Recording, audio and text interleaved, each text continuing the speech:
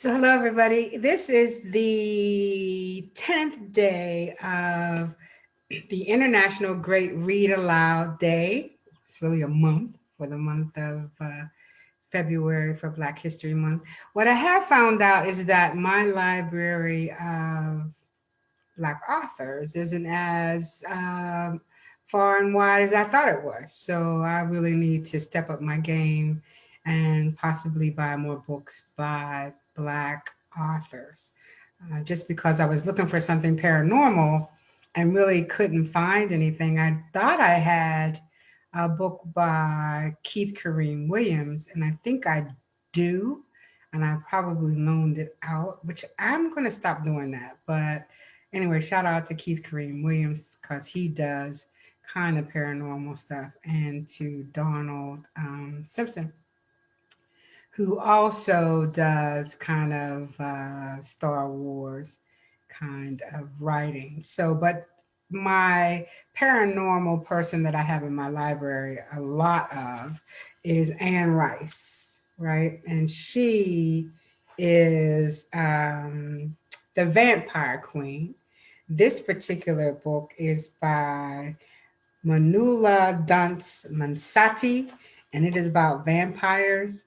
Anne Rice, I could probably do another day, but the vampire, the complete guide to the world of the undead.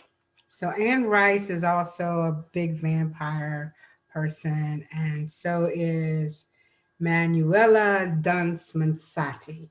It's a complete guide to the world of the undead, and it's the vampire story. So I'm going to read the introduction to you. Here's a little vampire picture.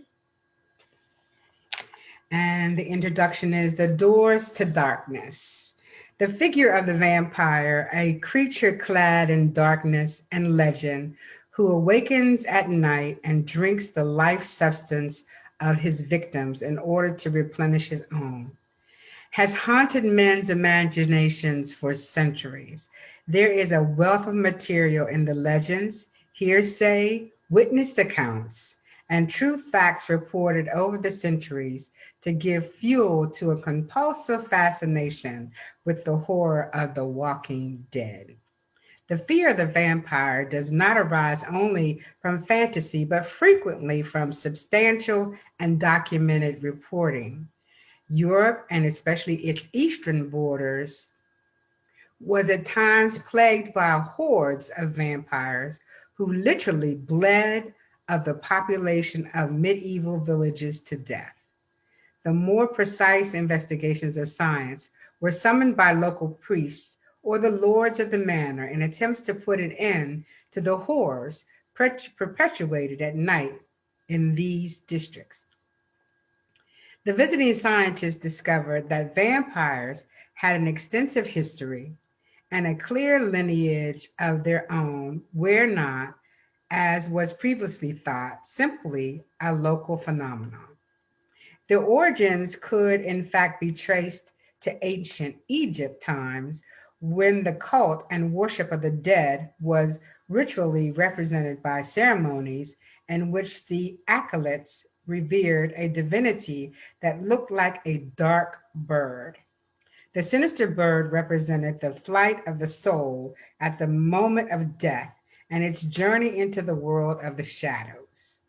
The dead, who were alive in their own world, occasionally came to plague the inhabitants of the world of the light, and sometimes even took them back into the unknown, stealing their lives away. As Austrian troops took possession of the lands that lie in the eastern borders of Europe, parts of Siberia and Wallachia, the occupying forces begun to notice and the file reports on a particular local practice. The local population would exhume bodies in order to kill them again. Literate outsiders began to attend such exhumations and write reports on what they saw. These witnesses' accounts, perhaps sometimes distorted to people's imagination, filtered through into Austria, Germany, France, and England. The rest of Europe thus became aware of practices that were by no means of recent origin, but had simply been provided for the first time with effective publicity of the strange going ons in Transylvania. The Slavic vampire, or umpa as it was sometimes called, found echo in similar creatures in Europe who were referred to in their own cultures by entirely different names. The fact that these phenomena were restricted not only to a small barbaric area, but were also found everywhere else, gave credence to the vampire as we know him today. European scholars found cases of undead or far off cultures such as China, Indonesia, and the Philippines.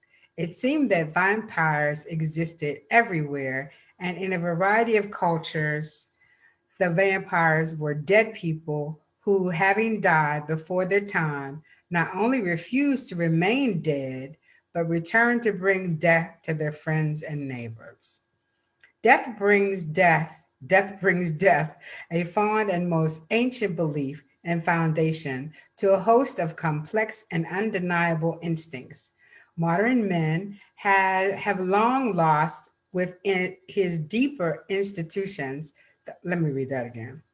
Modern man has long lost with his deeper intuition those dark, often emotional wells of understanding that are not associated with reason. The vampire, ancient and modern, is truly born from these regions of the unconscious with small and significant remnants surfacing to bring an intense, tantalizing hints, keeping our interest without even providing the whole truth.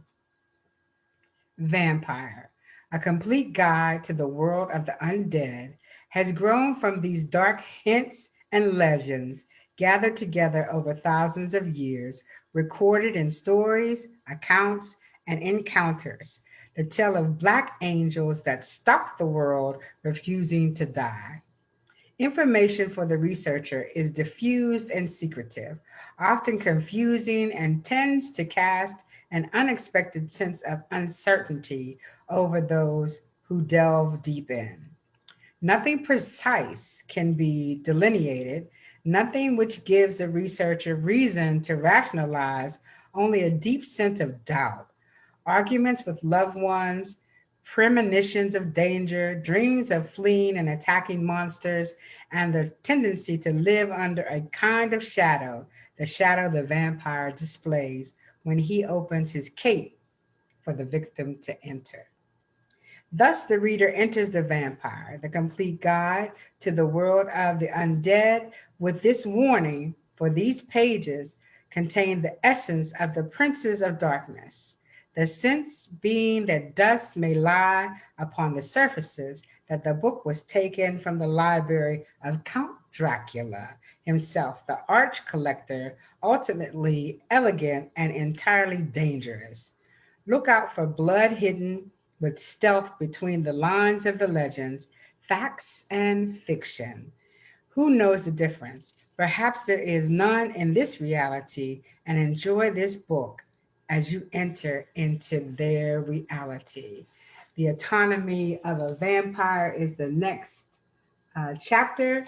I do believe that you will really enjoy it if you're a vampire fan like I am. The Vampire, a complete guide to the world of the undead. And that would be your reading for Paranormal on February 10th, 2021 for the International Guide Read Aloud Day, which is really a month. So please join us. If you have something on this list that you would like to read out loud, please do it for us as we share our voices as literacy is a legacy. Tomorrow is gardening, and I have nothing on gardening. So if someone has something they want to share on gardening, please do. And thank you for joining us. Good night.